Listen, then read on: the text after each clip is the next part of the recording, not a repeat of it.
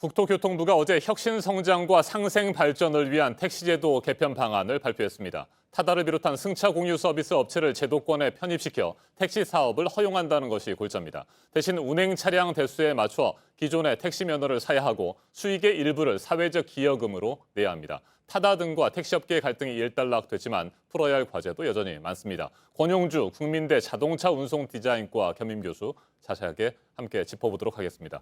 어서 오십시오. 네, 안녕하세요. 네, 어제 국토교통부가 중재안을 발표를 했고요. 플랫폼 업체 택시와의 갈등도 일단락됐다 이런 얘기들을 합니다만 네네. 교수님께서는 어떻게 평가하십니까? 기본적으로 이제 불법성과 합법성 사이를 넘나들었던 그 플랫폼 기업들이 일단 합법성의 테두리 안에 들어왔다는 점에 대해서는 불확실성 제거 차원에서는 일단은 좀 좋게 바라보고 있고요.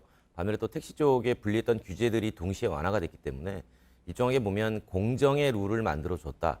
그렇게 이제 평가는 되고 있습니다만 그 상세 안에 들어갔을 때의 또 택시와 그 플랫폼 기업 간의 이해관계는 여전히 약간의 대립 갈등이 남아 있습니다. 네, 일단 택시업계에서는 반기는 분위기인데 그렇죠. 플랫폼 사업체 쪽에서는 이건 택시 쪽에 손을 들어준 것이다. 네네. 택시 쪽의 완성이다. 이런 비판도 좀 나오는 것 같습니다. 왜 그러냐면 기본적으로 돈을 받고 사람을 A에서 B까지 이동시켜주는 유상운송 사업이라는 것이 네. 한쪽은 규제가 많이 들어가 있는 부분이었고 한쪽은 규제가 없었던 부분이었기 때문에 규제를 반대편에서는 준 셈이 네. 되는 거고요. 또 한편에서는 풀어준 셈이 되기 때문에 네. 양쪽의 의견은 반대로 엇갈릴 수밖에 없죠. 그렇다면 교수님께서 보시기에는 승차 공유 서비스를 비롯한 혁신 성장이 그 속도 면에서는 예상했던 것보다 네네. 조금 떨어질 가능성이 있다 이렇게 보시는 겁니까? 기본적으로 떨어진다고 본다기보다는요. 네.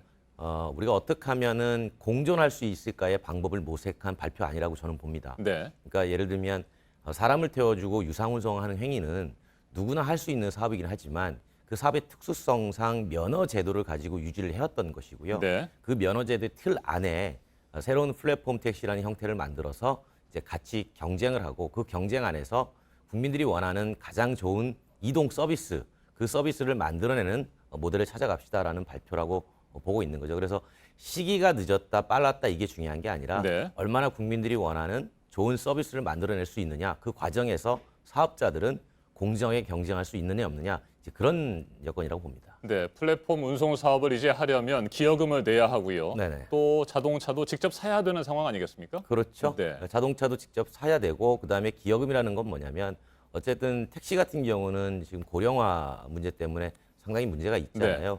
일종의 퇴로를 만들어줘야 새로운 사업자들이 그만한 대수를 가지고 진입한다라는 거죠. 왜 그러냐면 지금 전체 유상 운송에 사용되는 승용차 숫자가 25만 대 정도 됩니다. 네. 그런데 플랫폼 사업자들이 새롭게 자동차로 가지고 진입을 하면 그 숫자가 늘어나게 돼요. 그러면 이동 수요 자체가 크게 증가하지 않는 상황에서 네. 공급자 간의 치열하게 경쟁이 일어나니까 다 같이 어려워지게 된다는 거죠. 그래서 그 숫자는 정부가 더 이상 늘리지 않고 제한을 하기로 한 것이고요. 그 안에서 택시가 퇴로를 만들어줘서 빠져나가면 그만큼을 플랫폼 택시가 영역을 차지하도록 만들어준 겁니다. 네. 그동안 정부는 해마다 약 900대가량의 택시를 직접 나라 돈으로 사서 네네. 감차를 하는 방안을 추진을 했었잖아요. 네네. 그렇다면 앞으로는 나라 돈이 많이 들어가지는 않고 이 대여금이라든지 플랫폼 사업자가 내는 돈으로 그 감차하는 예산을 충당하게 되는 겁니까? 그러니까 일종의 방식의 변경인데요. 네.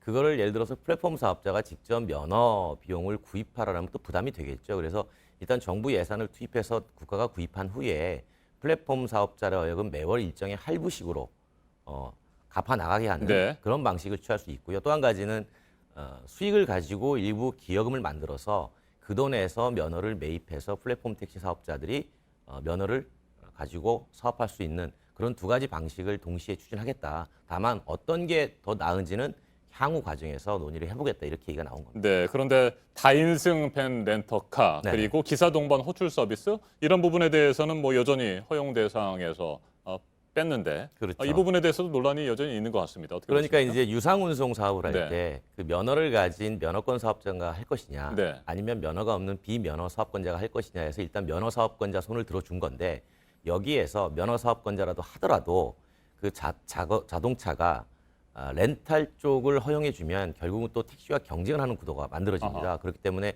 일단 렌탈은 배제했지만 네. 향후 추가 세부 논의 과정에서 지금 이제 렌탈 쪽이 이 부분을 반대하고 있기 때문에 논의해서 다시 또 들어갈 가능성도 남겨는 놨습니다. 네. 택시업계의 경쟁력은 앞으로 어떻게 될 것으로 전망하세요? 기본적으로 택시의 경쟁은 이겁니다. 소비자가 돈을 내고 이용할 때 얼마나 편리하게 이동할 네. 수 있느냐. 그게 이제 가장 핵심의 서비스 경쟁력인 거죠. 그러니까 정부가 바라본 것은 그 서비스가 올라가려고 하면 사업자 간에 공정하게 경쟁이 이루어져야 되고 그 공정한 경쟁의 틀을 만들어주는 게 이번 상생 방안이었고 그 안에서 플랫폼도 더 이상 불법과 합법 사이에 고민하지 말고 합법의 테두리 안에 들어와서 기존의 합법적인 사업자들과 공정하게 경쟁을 하십시오. 그러면 반드시 서비스는 올라갑니다.